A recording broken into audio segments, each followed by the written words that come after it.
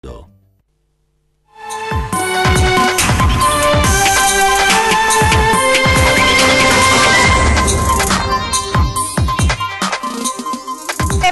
latitante romeno, considerato il componente più pericoloso della banda di rapinatori che il 28 settembre 2016 uccise di botte un anziano ristoratore veronese, l'uomo è stato arrestato. Domani scatta da 2 giorni di sciopero dei medici di base con la serata degli ambulatori, disagi in arrivo per i pazienti che dovranno rivolgersi al pronto soccorso rischiando di intasarli, il commento del direttore Luigi Bacialli. Il paese vicentino di Trissino sotto shock per la morte a soli 12 anni di Martina Balzarin, la giovane promessa del pattinaggio uccisa da un malore improvviso. Aveva solo 5 giorni di vita la neonata trovata morta nei rifiuti a Musile di Piave. Domani nuovo sopralluogo dei carabinieri nella zona dell'orrore, gli investigatori a caccia di un identikit della madre. Uno dei sequestri più importanti della polizia a Padova, recuperati 60 kg di droga e arrestati 2 albanesi, tra la sostanza tolta dal mercato forse anche l'eroina che ha affrontato alcuni giovani del veneziano. Orgia in canonica e settaccio da parte dei periti PC e tablet di Don Andrea Contini, il prete padovano sospeso a Divinis per lo scandalo scoppiato nella parrocchia di San Lazzaro. Van Gogh a Vicenza, 70.000 visitatori nel primo mese di apertura della mostra curata da Marco Goldin, record di presenze anche dalle scuole. Edizione del Veneto dei telegiornali di Antenna 3, buonasera e ben ritrovati, l'avete sentito anche dai nostri titoli, in primo piano la cronaca con l'arresto in Spagna di un pericoloso latitante romeno, era il componente più pericoloso della banda che il 28 settembre dello scorso anno massacrò di botte e uccise un anziano ristoratore nella sua abitazione nel Veronese. I dettagli nel nostro servizio di apertura. Lo trovarono senza vita, con la bocca chiusa da scotch di imballaggio, le mani legate con fascette di plastica, il naso frantumato e altri pesanti lividi. Massacrato da un bandito che fino a ieri era ancora in libertà dopo che i suoi complici erano stati presi, ma che ora è stato individuato e finalmente bloccato. Lo abbiamo picchiato come si pestano i fagioli, dissero alcune delle belve intercettate al telefono dai carabinieri, si riferivano al povero Luciano Castellini. Le belve che la notte del 28 settembre dello scorso anno a caccia di soldi uccisero il 72enne ristoratore al piano superiore della trattoria che gestiva a Marano di Valpolicella, abbandonandolo poi alla morte legato al letto e facendo piombare nell'incubo un'intera comunità, a partire dal primo cittadino che la mattina successiva al dramma sintetizzava così il suo disagio. Terribile, sia per come è avvenuta la cosa, sia perché era una persona di una certa età sola, sia perché queste cose comunque sono inaccettabili. 5 delle belve erano state individuate e arrestate a luglio, tra i componenti della banda di romeni anche una donna. Ne mancava all'appello uno, il più pericoloso, l'autore materiale di quella raffica di pugni terribili. Ma i carabinieri del nucleo operativo di Verona sono riusciti a chiudere il cerchio.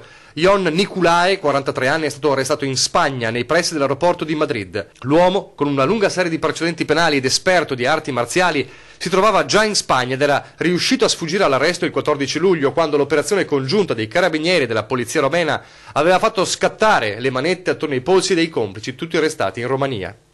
L'annuncio dell'arresto del latitante è stato dato dal nuovo comandante del reparto operativo dell'arma, il tenente colonnello Fabrizio Cassatella. Considerata l'alta pericolosità del ricercato, abbiamo fatto intervenire le forze speciali spagnole, ha detto, annunciando che ora sarà avviata la procedura per l'estradizione.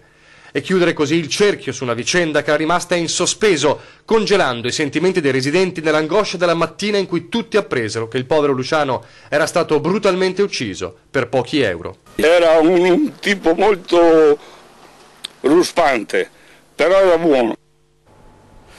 E nella Marca torna all'incubo furti e rapine, a Biancade di Roncade, raid dei ladri in diverse abitazioni. A Carbonera invece un uomo è stato aggredito dai malviventi nel giardino della sua abitazione e i banditi sono poi fuggiti con una valigetta, all'interno un laser odontoiatrico. Gli ultimi dati sulla sicurezza diffusi poco tempo fa non bastano più a rassicurare i cittadini, perché quanto accaduto nelle ultime ore in diverse zone della provincia ripropone l'incubo dei furti e delle rapine nella Marca. Carbonera e Roncade, i comuni maggiormente presi di mira nella serata e nella nottata di ieri. Sono circa le 19:30 quando in un'abitazione di Bibane i proprietari vivono minuti di puro terrore. Il padrone di casa, dopo aver disinserito il sistema di allarme, esce per prendere qualcosa dal magazzino. All'improvviso 2 persone lo aggrediscono alle spalle e lo spingono a terra. A questo punto lo chiudono all'interno del garage utilizzando le chiavi rimaste appese alla serratura e poi portate via dai malviventi insieme ad una valigetta in acciaio. L'uomo inizia ad urlare, le sue grida vengono avvertite dalla moglie rimasta in casa che si chiude dentro al ripostiglio e avverte i carabinieri. Fortunatamente nessuno rimane ferito, ma per la coppia ora la paura per quanto accaduto. A pochi chilometri di distanza, a Biancade, malviventi in azione nella zona dell'ex campo sportivo. Finestrini di auto mandati in frantumi per rubare quello che c'è all'interno. Abitazioni passate al setaccio anche se i proprietari sono in casa. Come è accaduto ad una famiglia che solo questa mattina alle 6, una volta sveglia, si è accorta del passaggio dei ladri. I banditi ieri notte, dopo aver realizzato un foro nel finestrone della cucina, sono entrati mentre i padroni di casa stavano dormendo. L'elemento più inquietante è il fatto che il sistema d'allarme inserito dai proprietari prima di coricarsi non sia entrato in funzione e questo fa supporre che i malviventi siano riusciti a metterlo fuori uso. Un elemento in più che, se confermato, fa temere un ulteriore passo in avanti nel modus operandi dei predoni. E un'altra tabaccheria svaligiata è successo a Venezia allo sfogo del titolare che ora dovrà rimboccarsi le maniche. Questa notte, probabilmente tra mezzanotte e le 3, alcune persone sono entrate all'interno della mia tabaccheria sfondando la vetrina e poi abbattendo gli scaffali che compongono la vetrina hanno portato via tutte le sigarette, sia le stecche composte che anche quelle esposte sugli scaffali di vendita, e tutti i grattavinci, un fondo cassa in moneta e alcuni soldi che tenevamo per pagare le vincite delle stazioni del lotto di questa sera. È deluso e amareggiato Ennio Zane, titolare di una tabaccheria a San Giacomo dell'Orio, in centro storico a Venezia, all'indomani del furto subito nella notte. I ladri sono riusciti ad agire indisturbati svaligiando il negozio, le cui immagini sono state postate su Facebook dallo stesso titolare. Qui in zona non si è accorto nessuno, i vicini qui non hanno percepito nessun rumore, probabilmente quell'ora lì pioveva, quindi magari la pioggia avrà tutti i rumori, però effettivamente hanno potuto agire indisturbati. Un bilancio pesante tra danni subiti e merce rubata che si aggira intorno ai 10.000 euro. Sappiamo che questo furto, se non proporzionalmente assistiti anche dall'assicurazione che copre un po' parzialmente i danni che abbiamo subito, potrebbe metterci in difficoltà in un momento in cui anche ci sono da pagare le tasse, i contributi dell'INPS, l'IVA. Del fatto sono state informate le forze dell'ordine. I sospetti dei gestori ricadono su un gruppetto di giovani dell'Est Europa che in mattinata erano entrati nel negozio facendo uno strano giro e poi andandosene. Resta rassegnazione, soprattutto per un determinato aspetto, dice il titolare. Da qui ci arriva anche la rassegnazione, perché sappiamo che qualora anche le forze dell'ordine riuscissero a prendere queste persone, poi in realtà abbiamo delle leggi che non li trattengono in prigione, quindi queste persone qua continueranno magari domani a colpire in un'altra tabaccheria o in un'altra attività, creando quel malessere che stiamo vivendo noi in questo momento. Cambiamo argomento.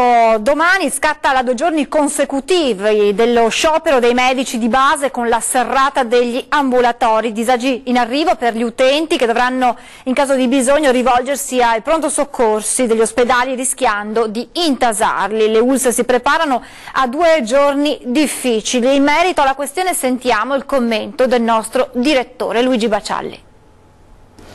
Buonasera, in questo paese di scioperi ne abbiamo visti tanti, a cominciare dai picchetti davanti alle fabbriche, a tantissime agitazioni, però mentre è comprensibile uno sciopero portato avanti da lavoratori che sono minacciati da tagli o da esuberi, è veramente assurdo vedere che domani e dopodomani sciopereranno i medici di famiglia. È uno sciopero incomprensibile, direi anche inqualificabile, perché i medici prendono all'inizio della loro professione proprio un impegno solenne con il giuramento di Ippocrate in difesa dei malati, che si impegnano a curare a prescindere da qualsiasi cosa. E qui si tratta di richieste poi fondamentalmente economiche. Qui viene tirata in ballo la mancata riforma del settore sociosanitario, insomma ci sono tanti cavilli, l'informatizzazione, gli ospedali di continuità, insomma tanti pretesti. Poi fondamentalmente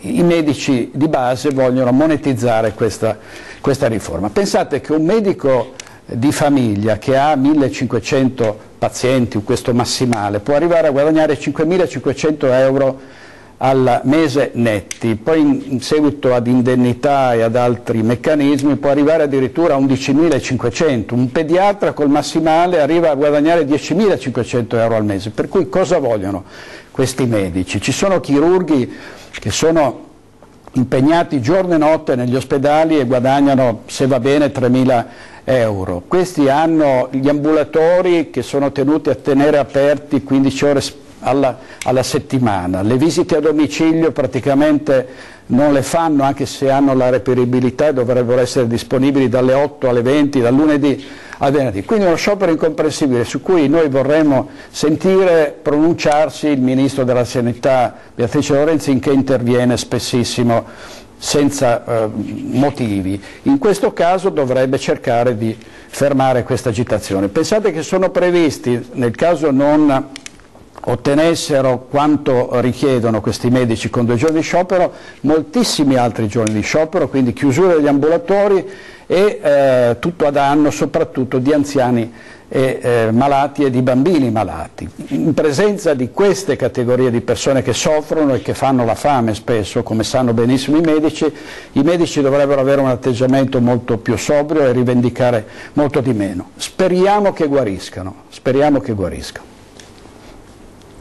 E allo sciopero dei medici di base, che è in programma appunto domani e giovedì, è dedicato il sondaggio che vi proponiamo questa sera. Lo vedete, il quesito è: caos per lo sciopero dei medici di base, protesta giusta?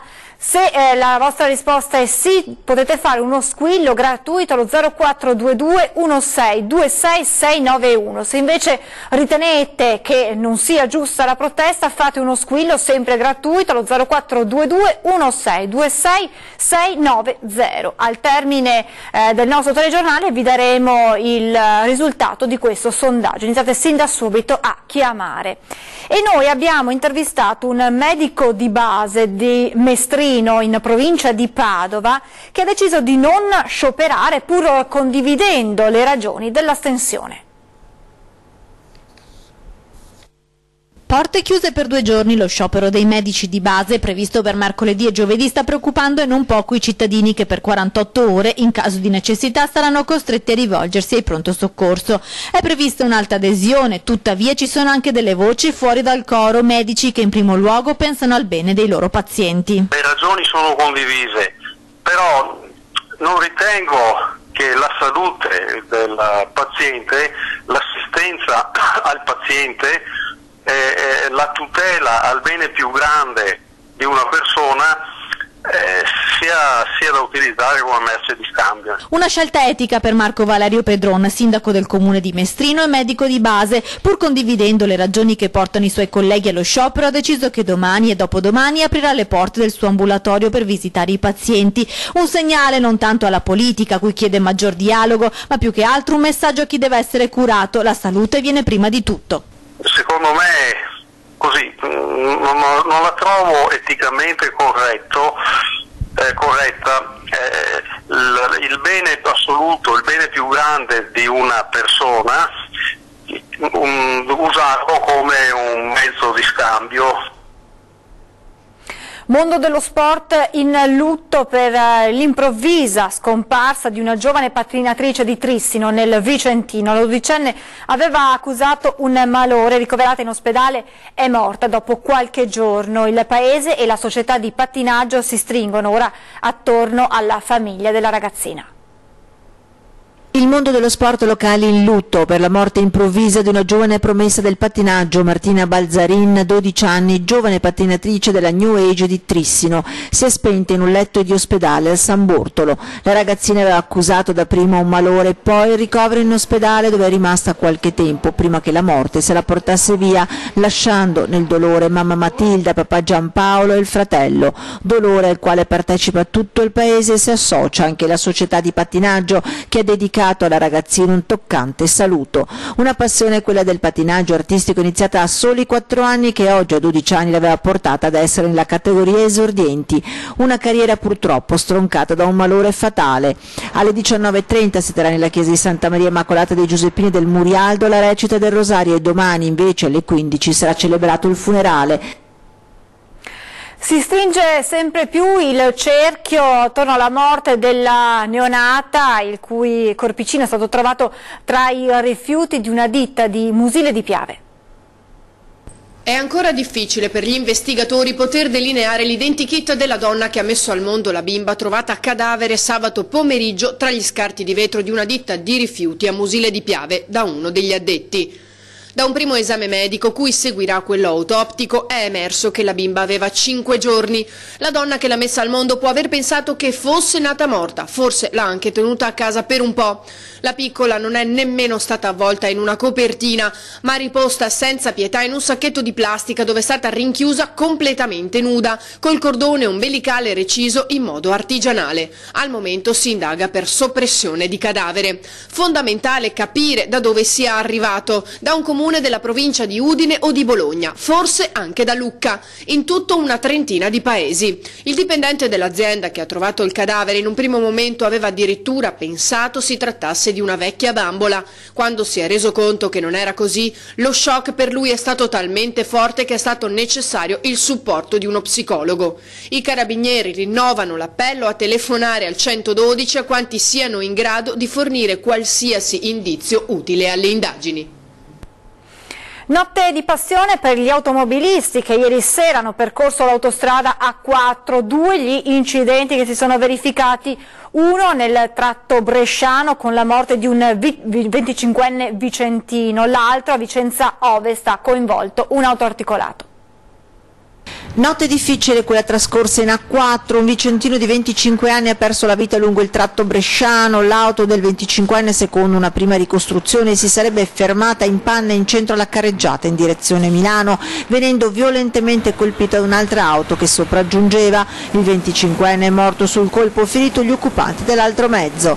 A Vicenza Ovest invece un camion in direzione Venezia, un autoarticolato è andato a sbattere violentemente contro un pilone del sovrappasso dopo essersi ribaltato e aver sfondato il guardrail. L'autista ferito è rimasto schiacciato all'interno della cabina di guida del camion. Ci sono voluti oltre 40 minuti ai vigili del fuoco lavorando di cesoie, di vericatori e martinetti idraulici per riuscire a liberare l'uomo che è stato ricoverato all'ospedale San Bortolo di Vicenza. 2 le ore di lavoro per liberare la corsia di marcia, inevitabile il formarsi di lunghe code. Dobbiamo fermarci adesso per pochi minuti di pubblicità, restate con noi, a tra poco.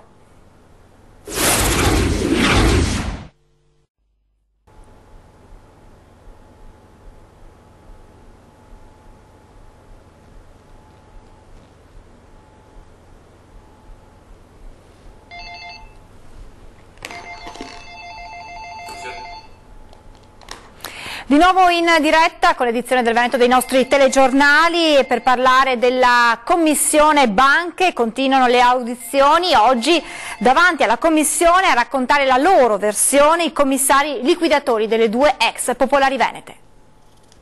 All'epoca non c'era un fondo di investimento, non c'era nessun investitore privato. Snocciola la storia dei lunghi mesi di agonia delle ex popolari. Il commissario liquidatore di Banca Popolare di Vicenza, Fabrizio Viola, ex AD dell'Istituto di Credito Berico, che a sentirlo quasi quasi viene da pensare che la mancata ricapitalizzazione che ha fatto sfumare la fusione delle 2 popolari sia un evento nell'ordine delle cose. Nel corso dei mesi la situazione delle 2 banche oggettivamente si è deteriorata sia dal punto di vista finanziario che dal punto di vista patrimoniale. Un disastro causato dall'enorme incertezza, spiega Viola, in cui sono state lasciate le 2 banche. Poi la storia la sappiamo tutti come è andata a finire: l'ingresso di Intesa San Paolo, la creazione della Bad Bank. Azione del governo che Fabrizio Viola assolve. Non riesco ad individuare situazioni in cui il governo dice non ha fatto le cose che doveva fare. Dichiarazione che non hanno soddisfatto le associazioni presenti all'audizione. Ci sono moltissime ombre su questa giornata, speriamo che tutti i parlamentari della Commissione verifichino e vadano a fondo su tutte le mancate risposte o gran parte delle mancate risposte che non sono state date oggi. Sulla partita dei rimborsi ai creditori di BPV le parole del liquidatore, in questo caso Giustino De Cecco, non lasciano molte speranze. Moltissime le sollecitazioni ricevute da coloro che non rientrano nelle cosiddette passività cedute ad intesa e i cui tempi di pagamento sono legati a quelli di recupero dei crediti. Insomma, per portare a casa qualche soldo si dovrà aspettare qualche anno, ma le associazioni di risparmiatori non ci stanno. Sono insoddisfacenti come risposte, in quanto se devono fare qualcosa possono farlo, per esempio sospendere i pagamenti di chi sta pagando i mutui sulle facciate. La strada è ancora lunga e la commissione d'indagine ha ancora molto da lavorare, ma il tempo a disposizione si assottiglia sempre di più. Ed ora una notizia appena giunta in redazione: le grandi navi non passeranno più dal canale della Giudecca e dal bacino di San Marco, lo ha detto il ministro del Rio al termine del comitatone. Nell'arco di 3-4 anni andranno a Marghera tutte le navi oltre le 55.000 tonnellate di stazza. Ed ora la cronaca: il sequestro di eroina più importante mai fatto a Padova. La polizia recupera 60 kg di eroina e arresta 2 giovani albanesi. 60 kg di eroina che sul mercato valgono 2 milioni di euro, è il più grosso sequestro di sempre a Padova, uno dei più importanti in Italia. La squadra mobile ha arrestato 2 albanesi di 33 anni e dato un colpo durissimo allo spaccio in Veneto. L'indagine parte nel luglio scorso dall'Alta Padovana. A Campodarsego i poliziotti arrestano 8 persone, sequestrano eroina, cocaina e marijuana e da lì ripartono le indagini. Abbiamo voluto capire chi avrebbe preso il loro posto. Essendo tante persone, quindi le quantitative erano notevoli, sicuramente qualcuno doveva inserirsi nel tessuto sociale e abbiamo individuato questi soggetti. I 60 kg di eroina erano in un appartamento in via Gustavo Modena, a 2 passi dall'ospedale e dal centro. La casa era utilizzata solo come deposito. Stabili in senso non conosciuti erano i regolari sul territorio nazionale, cittadini albanesi, però privi di pregiudizi, per cui giovani, anche curati nei modi, per cui non avevano allertato nessuno. Il fatto poi anche che nell'appartamento non facessero rumori, avete visto che la pressa era idraulica, non c'era motivo, non hanno mai creato disturbo a nessuno, per cui era difficile arrivare. Quando gli agenti dopo giorni di appostamenti sono entrati in azione hanno trovato la droga e anche 6 panetti di eroina cosiddetta caramellata, dal principio attivo molto alto e tenuta in congelatore per non rovinarla. Accertamenti chimici sono in corso perché potrebbe essere la causa di alcune morti recenti per overdose nel veneziano.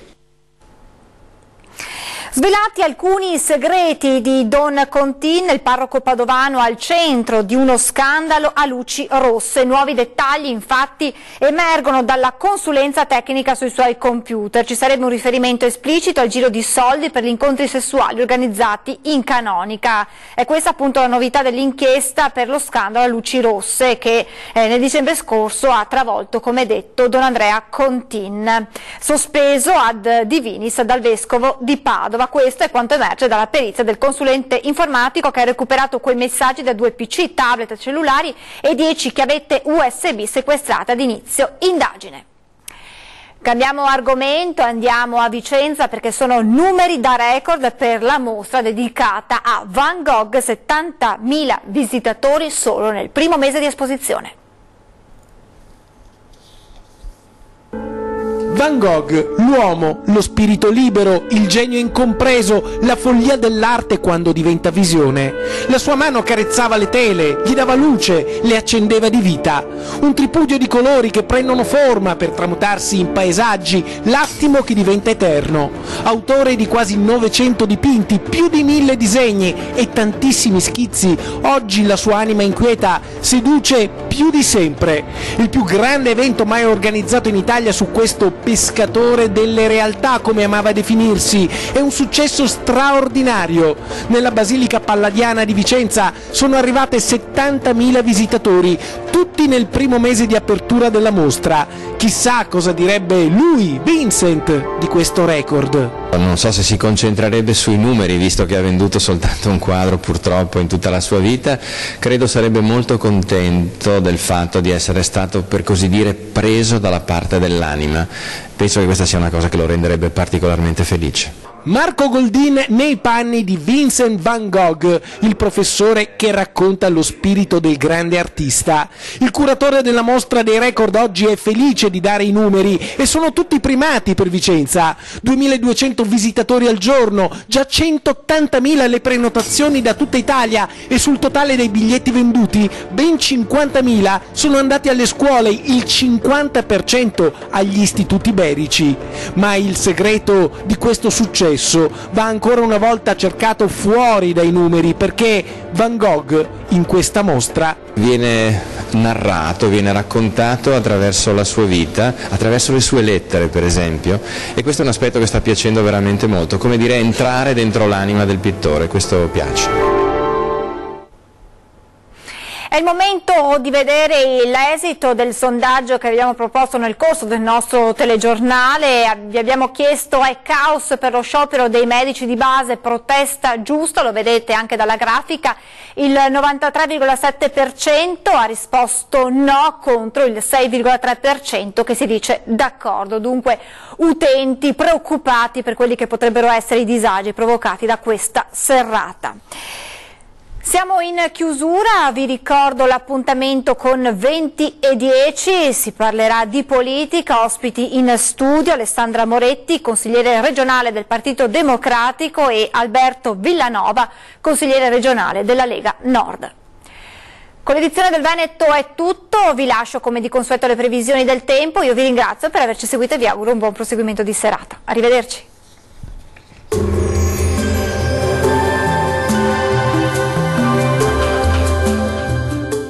Termoidraulica Susin. Se compri una caldaia, in omaggio il condizionatore. Termoidraulica Susin a 0 branco. Torna stabile il tempo sulle nostre regioni, dove sarà ampiamente soleggiato. Vediamo il dettaglio. Sul Veneto sole prevalente, nel corso della giornata odierna cielo sereno, al massimo poco nuvoloso, più nubi sparse sulla provincia di Venezia. Diamo uno sguardo alle temperature, le massime saranno comprese tra i 12 e i 15 gradi, i valori minimi tra 5 e 8 gradi circa. Spostiamoci ora a vedere la situazione del Friuli Venezia Giulia. Nuvolosità a carattere sparso su tutto il territorio, ma senza precipitazioni degne di nota. Le temperature massime saranno comprese tra i 14 e i 15 gradi, minime oscillanti tra i 7 e gli 8 gradi circa.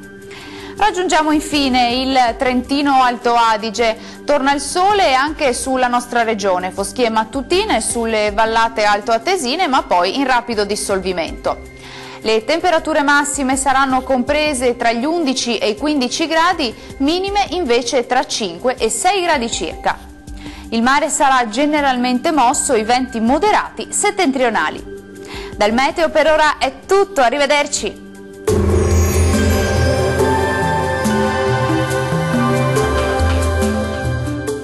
Termoidraulica Susin. Se compri una caldaia, in omaggio il condizionatore. Termoidraulica Susin a 0 branco.